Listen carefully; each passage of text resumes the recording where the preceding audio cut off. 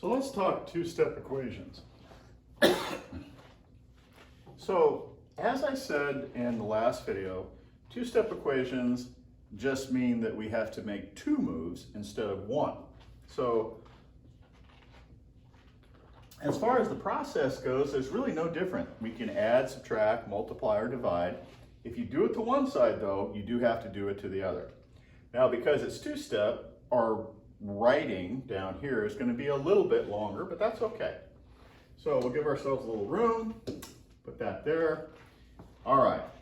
Remember, I like my x's on this side, so I'm looking at that 5 and I say to myself, that's a positive 5. Let's move him out of there. So I subtract him, positive 5 minus 5, goodbye. Subtract 5 on this side. If you do it to one side, you got to do it to the other. So now I've got 2x is equal to 6. That, by the way, was step 1. You'll notice I'm not quite done yet because I don't have x by itself, but that's going to clean up pretty quick. Remember, we're going to divide that number by itself, and that's going to give us 1, or in this case, 1x. And if we divide 6 by 2, then that becomes 3.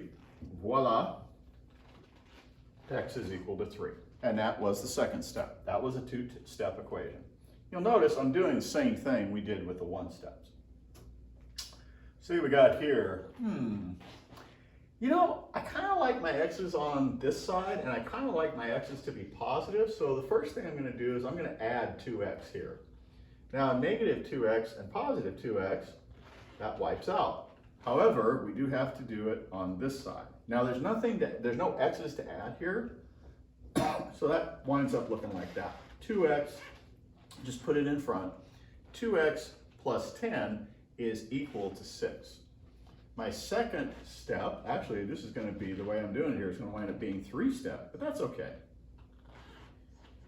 I'm going to subtract 10 from both sides.